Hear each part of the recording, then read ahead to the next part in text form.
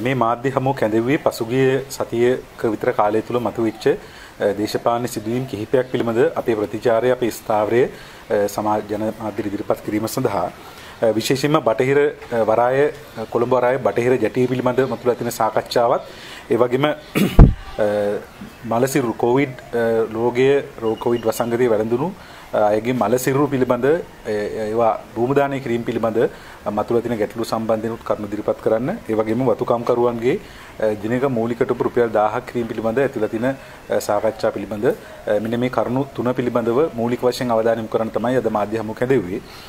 ඔබ දන්නවා දැන් වරායේ නැගෙනහිර ජැටිය පිළිබඳව විශාල කතිකාවක් විශාල අරගලයක් පසුගිය මාස කීපය තුළ තිබුණා.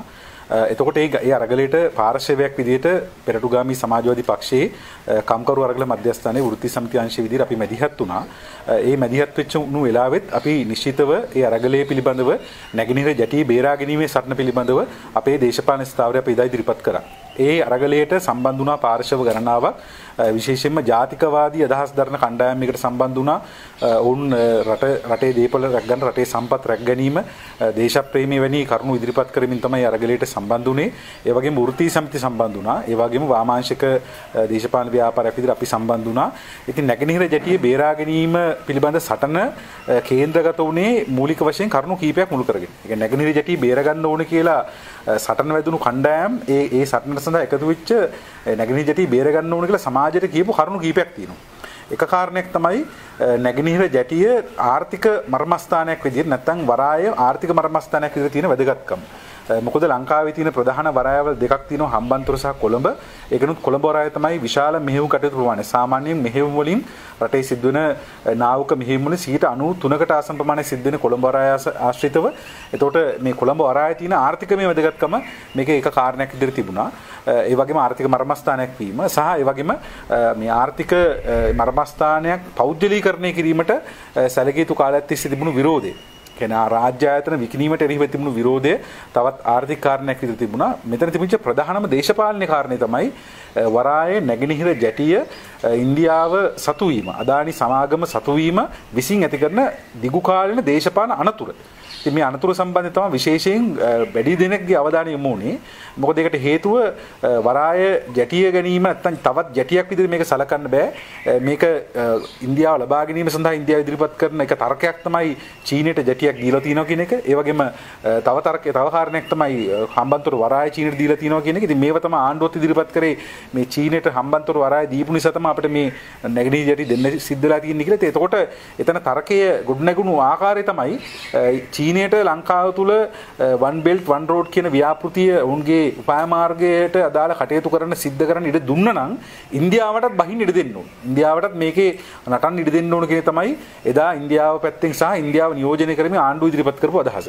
දැන් අපිට පේනවා මේ ප්‍රශ්න ඉවර වෙලා නැහැ කියලා. ඒ ප්‍රශ්න ඉවර නැහැ කියලා පේනවා. දැන් මේ ගුවන් හමුදාවේ තියෙන හමුදා සංදර්ශන වලට හදිසියේ ඉන්දියානු ගුවන් යානා ගෙන්නලා තියෙනවා. ඉතින් අපි දන්නේ නැහැ ගුවන් හමුදාවට ඉන්දියානු ගුවන් බලය ලංකාවේ පෙන්නන්න තියෙන උවමනා මොකක්ද කියලා. මොකද ඉන්දියාවේ තියෙන ගුවන් බලය, හමුදා බලය, යුද බලය ලෝකේ තියෙන්නේ 3 වෙනි 4 වෙනි තැන්වල. ලෝකේ සාමාන්‍යයෙන් යුද වියදම 3 වෙනියට වැඩිම වියදම් කරන රට තමයි ඉන්දියාව. ලෝකේ පාබල හමුදා සහ සක්‍රීය හමුදා සැලකුවොත් එහෙම ලෝකේ දෙවෙනි ස්ථානයේ තියෙන්නේ සක්‍රීය හමුදාව සහ පාබල හමුදාව සැලකුවාන් පස්සේ ගුවන් සහ නාවක බලය ගත්තොත් එහෙම 9 වෙනි තැන තියෙන්නේ. ඉතින් ඉන්දියාවෙන් ගුවන් යාන ගෙන්නලා මෙහි පෙන්නන්න තියෙන සංදර්ශනය මොකක්ද කියලා අපිට තේරෙන්නේ නැහැ. ඒක මොකද්ද ගුවන් හමුදාවත් එක්ක සම්බන්ධ කියලා තේරෙන්නේ නැහැ. මෙතන පැහැදිලිව තියෙන්නේ 1987 කාල පරිච්ඡේදයේ අර ඉන්දියානු ගුවන් යාන ඇවිල්ලා ලංකාවට පරිප්පු දැම්මා. ඒ පරිප්පු දාලා කිව්වේ මේ පරිප්පු දාන්න මේගොල්ලන්ට ඕනුනේ අපි උඹලගේ ගුවන් කලාපය උල්ලංඝනය කරනවා. අපි ලෑස්ති වුණා උඹලගේ ගුවන් කලාපය උල්ලංඝනය රට ආක්‍රමණය කරන්න. ඒක තමයි එදා ඉදිරිපත් කරපු තර්ජනය. ඒ නිසා ඒ තර්ජනයට තමයි ජී.ආර්. ජයවර්ධන අවනත වෙලා ඉන්දු ලංකා ගිවිසුම අත්සන් කළා ඉන්දියන් හමුදාව රට ඇතුළට ගේන්න කටයුතු කරේ. ඉතින් අපි දන්නවා ඉන්දියන් හමුදාව රට ඇතුළට ගෙනාවට පස්සේ ඇතිවෙච්ච දේශපාලන කැළඹීම ඒ ඇතිවෙච්ච දේශපාලන තත්ත්වය අවසන් වුණේ කොහොමද කියන අපි දන්නව කවුරුත් මේ රටේ ජනතාව. ඒ නිසා මේ ඉන්දියාව දැන් මේ ලංකාවේ තියෙන ගුවන් හමුදාවේ සංවත්සරයකට හරි නැත්නම් ගුවන් හමුදා උත්සවයකට හදිස්සියේ ඉන්දියානු ගුවන් යානය වන්න ඕන කමක් ගැටලුවක් නෑ. මෙතන පැහැදිලිව තියෙන්නේ ඉන්දියාවේ දේශපාලන ආධිපත්‍යය, ඉන්දියාවේ ආරක්ෂක ආධිපත්‍යය, ඒ වගේම ඉන්දියාවේ බලය පෙන්වන්න හම්බෙන හැම අවස්ථාවකම ඒක පෙන්වන්න ඒ අවස්ථා පාවිච්චි කිරීම තමයි මෙතන තියෙන්නේ. ඉතින් ඒ නිසා පැහැදිලිවම මේ ඉන්දියානු මැදිහත් වීම පිළිබඳ තර්ජනය, ඒ වගේම චීන මැදිහත් වීම පිළිබඳ තර්ජනය, ඒ වගේම ඇමරිකා එක්සත් ජනපදයේ මැදිහත් වීම පිළිබඳ ඇතිවලා තියෙන තර්ජනය අපි ජනතාව ඉල්ලා හිටනවා මේ ප්‍රශ්නේ ඊටාම බැරෑරුම්ව තේරුම් ගන්න. ඔලුවට බෝම්බවත් වෙන්න ගත්තට පස්සේ මේක තේරුම් ගන්න වැඩක් නැහැ. ඒ නිසා අපි ජනතාවට අපි අවධාරණය කරනවා. මොකද ඒකට හේතුව මේ දශකය ලෝකේ ප්‍රධාන බලයන්ගේ ආර්ථික බලයන්ගේ ගැටුමක් සඳහා ගමන් කරමින් තියෙන දශකයක්. විශේෂයෙන්ම එක්සත් ජනපදයේ චීනයේ ලෝක ආර්ථික බලවතා වීමේ සැලැස්මක් තියෙනවා. 2028 වෙනකොට ලෝකයේ ආර්ථිකයේ ප්‍රධාන ආර්ථික බලවතා බවට පත් වෙන චීනය සැලසුම් කරලා තියෙනවා. ඒකට තමයි බෙල්ට් ඇන්ඩ් රෝඩ් ව්‍යාපෘති යන්නේ. තීරයක් මාවතක් ව්‍යාපෘති ක්‍රියාත්මක වෙන්නේ. නිසා ඒ ව්‍යාපෘති ක්‍රියාත්මක වෙද්දී ඒ ව්‍යාපෘතියට එක පැත්තකින් එක කාලයකට එක ස්ථාන ලබා දීලා මර්මස්ථාන ලබා දීලා ඒකට මේගොල්ලෝ එක වෙලාවක ඒකට අල්ලනවා, ඒකට මුට්ටිය අල්ලනවා, ඊළඟට ඒ මුට්ටිය ඒ පැත්තට මුට්ටිය අල්ලලා ටිකක් අරගෙන ඊළඟට ඉන්දියාවට මුට්ටිය අල්ලනවා, ඊළඟට ඇමරිකාවට මුට්ටිය අල්ලනවා. ඒ නිසා මේ මුට්ටිය අල්ලිල්ල දේශපාලනේ මේ පාලකයන්ට හොඳයි. මොකද ඒගොල්ලෝගේ බලය රැක් ගන්නත් ඒ වගේම ඔය හම්බෙන කීයක් හරි එකකින් තුට්ටු තමන්ට කොමිස් මුදල් තමන්ගේ යටිමඩි ගහන්න අවස්ථාව ලැබෙන නිසා. නමුත් මේක ජනතාවට කිසිම ආකාරයක මේකෙන් ප්‍රතිලාභයක් එන්නේ නැහැ. දැන් සමහරව අහනවා බටහිර ජැටියට ආයෝජනයක් ගේන එක වැරදිද? ආයෝජනයක් ගේන එක කරන්න පුළුවන් වෙන කාට හරි. මෙහෙම ප්‍රශ්නයක් අහනවනේ. ඒතකොට මේ ආයෝජනය කරන්න වෙන කවුරු ඉන්නවද? අපි ප්‍රශ්න කරනවා මේ ඉන්නේ ආයෝජනයක්ද? ආයෝජනයේ නාමයෙන් යුද්ධයක් දෙන්නේ. අපි අහන ප්‍රශ්නේ ඒක. ඒ නිසා අද මේ ප්‍රශ්නෙට වළංගුභාවයක් නැති වෙන්න පුළුවන්. හැබැයි තව වසර කිහිපයකින් අපි හිතනවා මේ ප්‍රශ්නෙට වළංගුභාවයක් එනවා. ඒ නිසා හොඳට තේරුම් ගන්න ඩොලර් ටිකක් හම්බුණාට, ඉන්දියාවෙන් සල්ලි ටිකක් හම්බුණාට ඒ හම්බෙන සල්ලි වලට අපිට ගෙවන් වෙන ගෙවීම අපේ ජීවිත වෙන්න පුළුවන්. මොකද අපි දන්නවා ලෝක යුද්ධ දෙකක් සිද්ධ වුණා. ඒ ලෝක යුද්ධ දෙකම ලංකාව මත පතිතුන්නේ නැහැ. දෙවන ලෝක යුද්ධෙත් ලංකාව ස්ථාන දෙකකට බෝම්බ වැටුණා මිසක් ඒ හැරෙන ලංකාවේ ලෝක යුද්ධයකට මැදි වුණේ නැහැ. ඒ නිසා ලෝකයේ අත්දැකීම් තියෙන ලෝක යුද්ධයට මැදි නොවුණු රටවල් ආර්ථික වශයෙන් කොහොමද ඊට පස්සේ ඒ ආර්ථිකයන් ප්‍රසාරණය කරගත්තේ කියලා. ලෝක යුද්ධ කැඳවපු රටවලුත් තමන්ගේ ආර්ථිකය ප්‍රසාරණය කරන් තියෙනවා. ඒ වගේම ලෝක යුද්ධ වලට මැදි නොවුණු රටවලුත් ආර්ථිකය ප්‍රසාරණය කරන් තියෙනවා. ඒ නිසා පැහැදිලිවම මේ ලෝක දේශපාලන ගැටුම, ලෝක බල ගැටුම ගමන් කරමින් ඉන්නේ. ඊටාම තීව්‍ර දේශපාලන යුද ගැටුමක් කරා ගමන් කරමින් තින්නේ. අපි කියන්නේ ලෝක යුද්ධයක් හිට කැඳ වෙනවා කියලා. නමුත් පැහැදිලිව ලෝකේ සියලුම දේශපාලන විශ්ලේෂකින්, ආර්ථික විශ්ලේෂකින් පැහැදිලිව අනතුරු හංගවලා තියෙනවා මේ දශකය ලෝකය නැවත වතාවක් ලෝක යුද්ධ තත්ත්වයට ගමන් කරමින් තියෙනවා කියලා. ඒ නිසා ඒ අනතුරු ඉස්සරහට තමයි මේක බලන්න ඕනේ. බටහිර ජැටි දීරිවල ඉන්දියාවට සල්ලි ටිකක් හම්බුනාම පස්සේ මේ අවුරුද්ද ගෙවා ගන්න ඩොලර් ටිකක් හම්බුනාම මේගොල්ලන්ට ණය ගෙවා ගන්න ණය ටිකක් ණය ගෙවා ගන්න සල්ලි ටිකක් හම්බුනාම ඒක තමයි ආර්ථිකේ, ඒක තමයි සංවර්ධනයේ, එහෙම තමයි රටක් ගෙනියන්න පුළුවන් කියලා කියන තර්කය අපි කියනවා බොහෝ ඊටාම කෙටි කාලයක් තියෙන. ඒකට ආයුෂ කෙටි. ඒ නිසා ඒ තර්කයෙන් විපාක විඳින්න වෙන්නේ. ඔය තෝරන මාවතෙන් විපාක විඳින්න මේ රටේ ජනතාවට. ඒ නිසා පැහැදිලිව බටහිර ජැටිය විකිණීම ආර්ථික සංසිද්ධියක් නෙමෙයි. ඒක දේශපාලන සංසිද්ධියක්. ඒක අපි ලෝක දේශපාලන බලගැටුමකට ඇතුළු වීමක්. ලෝක දේශපාලන බලගැටුමට අනතුරු අපි ඒ අනතුරට අපි රටක් විදිහට ඇතුළු කිරීමක්. ඒකට වන්දි ගෙවන්න අපි නැවත අවධාරණය කරන්නේ මේ රටේ ජනතාවට. ඒ නිසා අපි පැහැදිලිව මේ බටහිර ජැටිය විකිණීමට විරුද්ධයි. අපි ඒ වගේම අවධාරණය කරනවා මේ බොරු දේශප්‍රේමීන් ටිකක් ඉන්නවා. මේ බොරු දේශප්‍රේමීන්ට අපි කියනවා දැන් ඒ තමන්ගේ අරික්කාල දේශප්‍රේමී දැන් මොකද වෙලා තියෙන්නේ? දැන් නැගෙනහිර ජැටිය විකුණනකොට ජාතික සම්පතක්. නැගෙනහිර ජැටිය විකුණනකොට ඒක බේරගනියෝ කියලා කෑ ගහනවා. දැන් බටහිර ජැටිය විකුණනකොට මේගොල්ලෝ සද්දයක් නැහැ. දැන් අපි ප්‍රශ්න කරනවා. විශේෂයෙන් දැන් අර නැගෙනහිර ජැටිය සුරකීමේ ව්‍යාපාරය ඇතුළේ හිටපු සමහර කොටස් ඉන්නවා. ඒගොල්ලෝ අපි එදත් මේ ප්‍රශ්නේ අහුවා. එදත් මේ නැගෙනහිර ජැටිය සුරකීමේ ව්‍යාපාරය තුල ගිරිච්ච සාකච්ඡාව තුල අපි අහුවා නැගෙනහිර ජැටිය විකුණන්න විරුද්ධ වෙලා බටහිර ජැටිය විකුණන්න කිව්වම ඒකට හා කියන්නේ කොහොමද? ඒකට ලියුමක් අස්සම් කරලා දෙන්නේ කොහොමද? ඒකට එකගයි කියලා ලියුමක් දෙන්නේ කොහොමද? අපි එදා ප්‍රශ්න කරා. ඒ නිසා පැහැදිලිව මේක තවදුරටත් ආර්ථික සංසිද්ධියක් විදිහට සලකන්න බෑ. මේක දේශපාලන සංසිද්ධියක්. මේක අනතුර අපිට ඉදිරියට එන්නේ දේශපාලන සංසිද්ධියක් විදිහට. නිසා අපි ඒ කාරණේ අවධාරණය කරනවා. ඊළඟට මේ මුස්ලිම් මලසිරුරු ආදාහනය පිළිබඳව විශේෂයෙන්ම මේ මලසිරුරු භූමදානය කිරීම පිළිබඳව මතුවලා තියෙන ගැටලුව. දැන් මේ වෙනකොට ඉරණතිව් දූපත මේ සඳහා නිර්දේශ කළා තියෙනවා. ඊළඟට මේ දූපත විතරක් නෙමෙයි මේ ප්‍රදේශයේ මේ සඳහා වෙච්ච යම්කිසි ආකාරයක මාර්ගෝපදේශන නිකුත් කළා තියෙනවා. දැන් මෙතන තියෙන ප්‍රශ්නේ ආණ්ඩුව අවුරුද්දක් තිස්සේ මේ මලමිනිත් එක්ක සෙල්ලම් කරා. අපි පැහැදිලිව කියනවා මොකද මේ රටේ ඉතිහාසයේ මලමිනිත් එක්කම ක්‍රීඩා කරපු ඉතිහාසයක්. 1978 බලය ගන්න 71 මලසිරු පාවිච්චි කරා. 1989 අන්තිමට මුළු මහා සමූල ඝාතනයක් කරා තමයි ඒ 77 ගත්ත බලය ඉස්සරහට ගියේ. ඊට පස්සේ 94 බලය ගන්න නැවත මලසිරු පාවිච්චි කරා. නැවත මලමිනි පාවිච්චි කරා. නැවත මේ රටේ වෙච්ච ඝාතන පාවිච්චි කරා. ඉතින් ඒ නිසා ඝාතන දැන් 2015 බලමාරුවට තජුඩින්ව පාවිච්චි කරා. තජුඩින්ගේ මලසිරු ගොඩ ගත්තා. ඊට පස්සේ ලසන්ත වික්‍රමතුංගගේ මරණය පාවිච්චි කරා. ප්‍රදීප් එක්නැලිගොඩගේ අතුරුදහන් කිරීම පාවිච්චි කරා.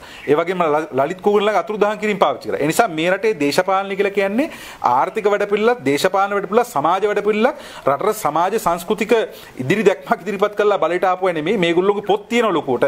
හැබැයි මිනිස්සුන්ගේ මලසිරු වලට, මලමිනී වලට, මලකඳන් වලට නැත්තම් මේ සමාජයේ ඒ බීතිය තමයි හැමදාම දේශපාලනේ පාවිච්චි උනේ. ඒ නිසා ඒක හොඳට දේශපාලන දිහා හරියට තමන්ගේ ඔළුව හරියට තියන් කෙලින් කරන් බලන ඕන කෙනෙකුට මේක වෙලා තියෙන විදිහ පේනවා. දැන් මේ වෙන්නෙත් ඒක. දැන් මේ වෙන්නේ දැන් මේ පාස්කු ප්‍රහාරයෙන් ආපු ඒ මල සිරුරු පාවිච්චි කරා එක වටේකින් මේගොල්ලෝ බලයට එන්න දැන් නැවත වතාවක් මේ මල සිරුරු භූමදානය කරන එක වළක්වමින් පාවිච්චි කරමින් ඉන්නවා තමන්ගේ දේශපාලන බලය පවත්වාගෙන යන්න. දැන් ඊට පස්සේ කොන්දේසි දාලා තියෙනවා. අපි කියනවා දැන් ලෝකේ මොකද්ද තියෙන රට මේ වෙනකොට මල සිරුරු භූමදානය කරන්න බෑ කියලා කියන රට මොකද්ද? අපි ආණ්ඩුවට කියනවා ඒක කියන්න කියලා. එතකොට මේ කරුණු ඔක්කොම පෙළ ගැහිලි තීත් තමයි අවසානයේ මේ පාකිස්තාන් ජනාධිපතිවරයා ආවන් පස්සේ තමයි මේගොල්ලෝගේ ඇස්සරුනේ. මේගොල්ලොන්ට මොලේ පෑදුනේ ඒ නිසා නෙමෙයි ඇත්තටම අපි දන්නවා එක්සත් ජාතීන් සංවිධානයේ මේකට විරුද්ධව යෝජනාවක් කියනවා රටට විරුද්ධ ලංකාවට විරුද්ධව ඒ යෝජනාව ගේනකොට ඒ යෝජනාවට සහාය ගන්න තියෙන මුස්ලිම් රටවල් ටික.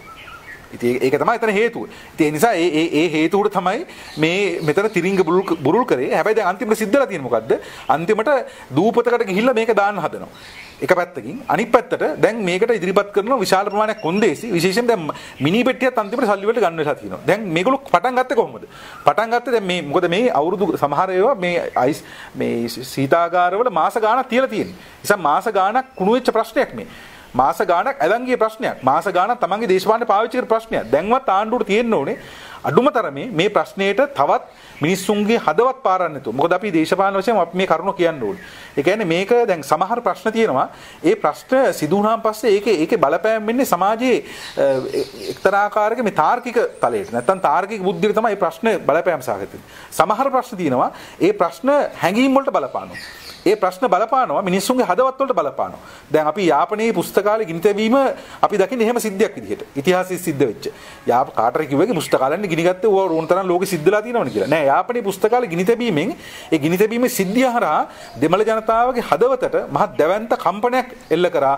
ඒ කම්පනය මුළු අවුරුදු 30ක් දක්වා යුද්ධයකට එක්තරා ආකාරයකට ඉන්ධන සැපෙව්වා. එක්තරා ආකාරයකට ඒකට පසුබිම සකස් කරා. ඒ නිසා මෙවැනි සිදුවීම් කාටරි තර්ක කරන්න පුළුවන්. ඉතින් කීප දෙනෙක් නැති මැරලා ඇත්තේ. ඉතින් ඒ අයගේ ප්‍රශ්නයක් වෙන්නේ නැති ඕක කියලා. එහෙම තර්ක කරන එක අපි හිතනවා ඒක තර්ක ලෝකේව කරන්න පුළුවන්. හැබැයි මේ සිදුවීම් හරහා සිද්ධන බලපෑම, මානසික බලපෑම ඒක මිනිස්සුන්ගේ හදවතට දැනෙන විදිහ, තවත් ජාතිකත්වයට දැනෙන විදිහ ඉතාම තීරණාත්මකයි. ඒ නිසා අපි ඉල්ලා හිටනවා, අපි බල කරනවා, අපි අහන්නට කියනවා මේ ජාතීන් අතර තියෙන මේ ක්‍රීඩාව නවත්තන්න. ජාතීන්ගේ අයිතිවාසිකම් නැත්නම් ජාතීන්ගේ තමන්ගේ සංස්කෘතික උරුමයන් සංස්කෘතික පසුබිම් පිළිබඳ තියෙන ක්‍රීඩාව නවත්තන්න අපිත් එකයි. මේ රෝගයේ සම්බන්ධයෙන් මේ වසංගතයේ සම්බන්ධයෙන් විද්‍යාත්මක කරුණු ඉදිරිපත් වෙනවා නම් මේක භූමදාන කළ යුතුමයි. නැත්නම් මේ මලසිරු සම්බන්ධයෙන් ඉදිරිපත් කරන ආදාහනය කළ යුතුමයි. මොකද එහෙම සංවාදයක් රටේ තිබිච්ච වෙලාවක් තිබුණා. ලෝකේ තිබිච්ච වෙලාවක් තිබුණා. ඒ වෙලාව අපි මේ මත ඉදිරිපත් කරන්නේ නැහැ මේ විදිහට. නමුත් දැන් පැහැදිලිව ලෝකෙත් රටෙත් මේ සම්බන්ධයෙන් විද්‍යාත්මක කරුණු එළියට ඇවිල්ලා ඉවරයි. ඒතකොට මෙච්චර විද්‍යාත්මක කරුණු එළියට ඇවිල්ලා තවත් මේ මලමිනී ටික ආණ්ඩුව මේක ASCII තවත් මේ ක්‍රීඩාව කරන්න හදනවා. ඉතින් අපි ඇත්තටම අර එක්තරා ආකාරයක මේ මිනිස්සු අර මේ කියන්නේ පීඩාවටපත් කරන තමන්ගේ දේශපාලන බල වෙනුවෙන් තවත් ජාතියක් පීඩාවටපත් කරන වැඩපිළිවෙල තමයි මේ ආණ්ඩුව ක්‍රියාත්මක කරමින් තියෙන නිසා අපි මේකට පැහැදිලිව මේ තව කොන්දේසි දමමින් මේ මුස්ලිම් ජනතාව ඉලක්ක කරගෙන විශේෂයෙන්ම සිදු කරන මේ මැදිහත් වීම අපි තරයේ හෙලා දකිනවා. දේශපාලන ව්‍යාපාරයක් විතර ඒ වගේම අපි බලාපොරොත්තු වෙනවා ආණ්ඩුවේ මේ ජාතිවාදී ප්‍රතිපත්තිය මේ රටේ බහුතර ජනතාව සිංහල ජනතාවට විශේෂයෙන්ම ඒ ජාතිවාදී ප්‍රතිපත්ති පිළිබඳ දේශපාලන හඬ ගෙනියන්න. මොකද මේ සිංහල ජනතාවගේ බහුතරයක් මේක අපේක්ෂා කරන්නේ නැහැ. සිංහල ජනතාවගේ බහුතරයක් ඉල්ලා ඉන්නේ අපේ පුස්තකාල ගෙනි තියන්න කියලා. ඒක කරේ UMP ගේ හිටපු ඇම්බැට්ටියෝ ටික. එදා UMP පාලනයේ හිටපු ඇම්බැට්ටියෝ ටික. ඒ නිසා මේ ප්‍රශ්න ගෙනල්ලා මේවා දේශපාලනීකරණය කළා සිංහල ජනතාවගේ ඊටාම සුළුතරයක් මේ ප්‍රශ්න වලට කැඳවගෙන එකත් දේශපාලනයක බලාපොරොත්තු වෙන එක හෙළිදරව් කරන්න. ඒ වගේම පහුගිය කාලේ සාකච්ඡා ලක් වෙච්ච ප්‍රධාන ගැටලුවක් තමයි වතුකම්කරුවන්ගේ 1000 පිළිබඳ ප්‍රශ්නය. වතුකම්කරුවන්ගේ 1000 මූලික කොටුප 1000 දැන් මේ ප්‍රශ්නේ මාස ගානක් තිස්සේ තොරම්බල් කරනවා. කම්කරු දෙපාර්තමේන්තුව කම්කරු අමාත්‍යාංශය මේක සාකච්ඡා කරනවා. දැන් මාර්තු 1 වෙනිදා අවසන් සාකච්ඡාවක් සිද්ධ වෙලා තියෙනවා. මාර්තු 1 වෙනිදා සාකච්ඡාවේ අන්තිමට ඊට කලින් සාකච්ඡාවට සහභාගී වුණේ හාම්පුතුන්ගේ සම්මේලනයේ අවශ්‍ය ප්‍රමාණය මාර්තු 1 වෙනිදා සාකච්ඡාවට සහභාගීලා තියෙනවා.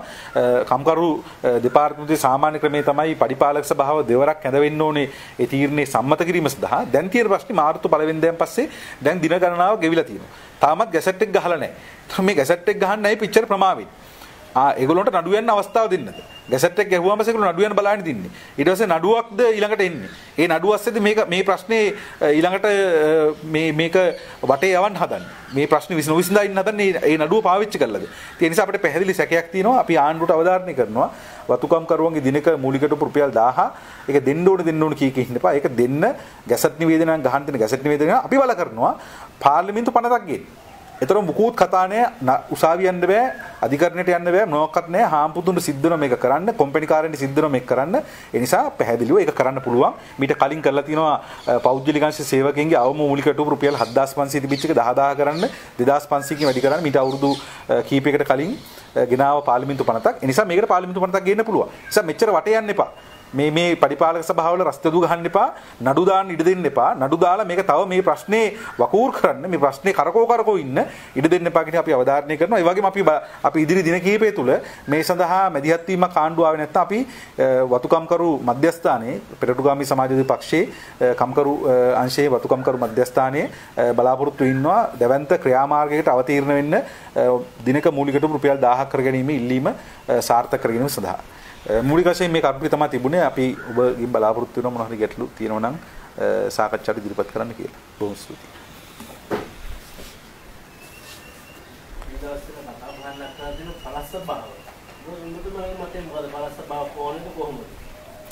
පළාත් සභාව සම්බන්ධයෙන් රටේ ගොඩනැගිලා තියෙන මතය එක්තරා ආකාරයක පැති ගණනාවක් තියෙනවා. අපි හිතනවා සාධාරණ මේ ප්‍රශ්න දිහා බලනවා නම් මේ පැති ගණනාවම සාකච්ඡාට ලක් විය යුතුයි කියලා.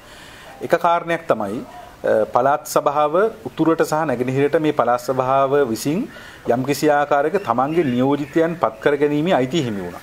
ඒ නිසා උතුර සහ නැගෙනහිර පළාත් සභාව සම්බන්ධයෙන් ඒක ක්‍රියාත්මක වීම සම්බන්ධ දකින ප්‍රජාතන්ත්‍රවාදී අර්ථයකින් අපි මේ ප්‍රජාතන්ත්‍රවාදී අර්ථයක් එතන කියනවා කියන්නේ අපි දකිනවා දේශපාලන ව්‍යාපාරයක් විදියට. පළාත් සභාව වලින් උතුර සහ නැගෙනහිර ජනතාවගේ නැත්නම් දෙමළ ජනතාවගේ ප්‍රශ්න විසඳිලා නැහැ. නමුත් ඒ ආයතන වල නියෝජනයක් Tamanට ලැබීම විසින් තමන්ගේ නියෝජනයක් ගොඩනැගුණා, තමන්ගේ පාලනයක් ගොඩනැගුණා කියන අදහස එතන තියෙනවා. ඒ නිසා ප්‍රජාතන්ත්‍රවාදී පැත්තෙන් ඒක අවශ්‍යයි. ඒ වගේම දකුණේ සාතිශ බහුතර ජනතාවගේ අත්දැකීම් තමයි පළාත් සභාව කියන ට්‍රේනින් ස්කූල් එක. නැත්නම් පළාත් සභාව කියලා කියන්නේ ටියුෂන් එක. දේශපාලඥයින්ට පාර්ලිමේන්තුවට යන්න තමන්ගේ ඊළඟ පරපුර හදාගන්න තියෙන ආයතනේ සහ මේක තමයි හොරකම් කරන්න පුරුදු කරන ආයතනේ. ඒ නිසා මේක සම්පූර්ණ පළාත් සභාව සුදුවලියක් කියලා අපේ ප්‍රායෝගික අත්දැකීමක් තියෙනවා. ඒ අත්දැකීම් බොහොම පැහැදිලි අත්දැකීමක්. ඒක කිසිම ආකාරයක ප්‍රතික්ෂේප කරන්න බෑ. ඒ නිසා මේ ආයතන සම්පූර්ණ ජනතාවගේ මුදල් ගිලින ආයතන බවට පත් වෙලා තියෙනවා. මේ නිරීක්ෂණ දෙක තියෙනවා එක පැත්තකින්. තුන්වෙනි කාරණේ පළාත් සභාවලට පහුගිය ආණ්ඩුව බය වුණා. ඒ බය වුණේ ආණ්ඩුවට ඡන්දයක් තියාගන්න බැරි ප්‍රශ්නික ආණ්ඩුව හිරවලා තිබිච්ච නිසා.